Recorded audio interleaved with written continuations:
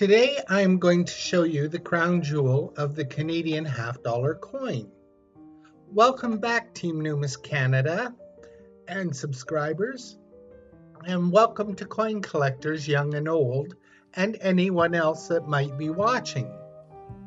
I actually held this crown jewel of Canadian half-dollar coins in my own two hands.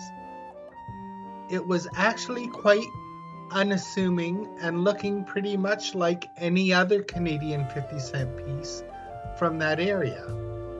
Yes, we Canadians call them 50-cent pieces. Do you know which coin I am talking about? We will get into that right after this.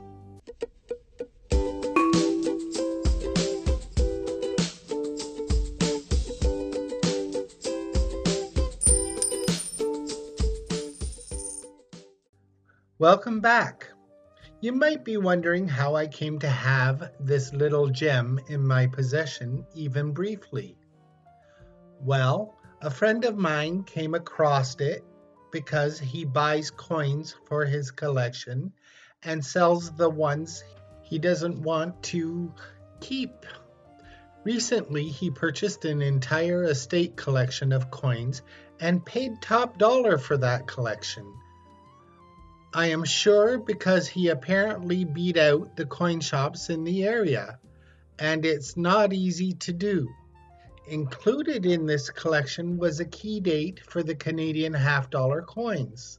In fact, such a key date that it currently graces the cover of the 2021 Charlton Catalogue of Canadian Coins, current issue. This coin is not a key date because it is a centennial anniversary for this coin, nor does this coin have the lowest mintage, as there were 206,398 coins minted, and over these years, they only minted a total of 28,000 coins because the demand for 50-cent coins was so low during these years. That is an average of 2,000 coins per year.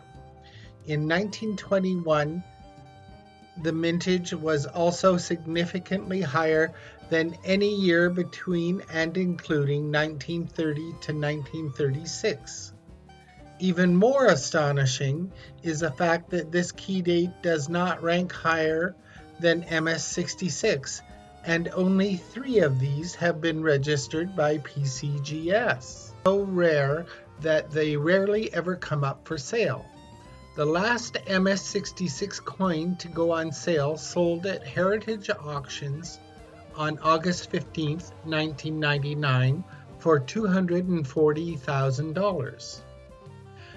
When the demand for the half-dollar rose in 1929, the master of the Ottawa Mint, Mr. John Honeyford Campbell, MBE, decided to melt the stock of 1920 and 21 coins that they still had on hand. In 1926, Mr. J.H. Campbell resigned his role as the deputy minister at the Sydney Mint, where he worked for 5 years, to be appointed to the charge of the Royal Canadian Mint in Ottawa. This 1926 news article went on to say the Ottawa Mint is, with London accepted, the largest in the empire. It also went on to say that Mr. Campbell had more than 40 years of service with the Sydney Mint.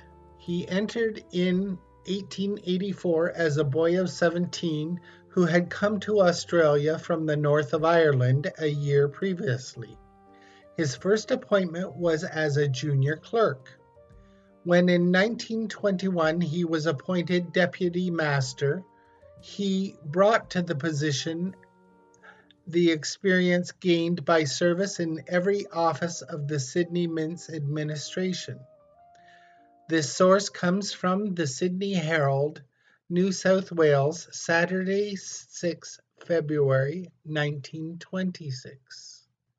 Mr. Campbell decided to melt the stock on hand of the 1920 and 1921 coins. It was estimated they had melted about 480,392 pieces. The silver from this melt was then recoined into 1929 50-cent pieces.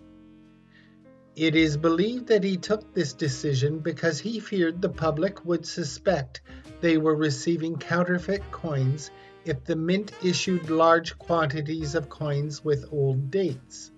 Charlton Catalog states that it is believed that there is only 75 or so coins survived this meltdown, whereas other sources estimate the population of coins that survived is somewhere in the range of 200 or so. The truth is no one really knows, because collectors have been holding on these coins for a very long time. Ironically, given Mr. Campbell's concerns, many counterfeit 1921 coins are known to exist, especially considering this coin has been rare since 1929, when the coins were in stock were melted. This leaves many years for counterfeiters to do their work. We have seen counterfeits where a jeweler removed the one from another coin and reattached it to a 1920 or 1929 coin. It was impeccable work and very convincing, said proprietor Richard F. from La Transu Coins Shop and Numis Canada with Bruce, research consultant. As a result for this type of rare coin, it is recommended to purchase them already recognized by a certification company and by purchasing them from a reputable coin dealer or auction house. In any event, whether there are 75 or 200 known pieces, this coin is a key date because it has so few surviving coins. As to their value, the two main coin books for Canada do not agree. Regardless of this fact, both show incredible sums of money for these coins. As I said earlier, the highest grade known is MS66. But the highest grade that the Coins of Canada book by J.A. Haxby and R.C. Wiley states is MS60, valued at $225,000. Any grade higher would be on a coin-by-coin basis. I can just imagine what the higher grades would go for in a competitive buyer's market like we have today. This coin that I held on to is a VG8 and it sells for about $50,000 according to the Charlton catalog, and the Coins of Canada book disagrees and values this V8 coin at $65,000. So if you have inherited a collection, it is worthwhile to go through it and see if you have a 1921 Canadian half dollar. I know I will do the same. Also, have you ever seen in person or touched a 1951 cent piece? Tell us about it in the comments below. If you were going to ask me if my friend still has the 1921 50-cent piece, the answer is no. He sold it for upwards of $50,000. So, I hope you have enjoyed my coverage of this crown of Canadian half-dollar coins. That's all I have for today. Thank you for watching. And please remember to like, share, and subscribe, and keep on collecting.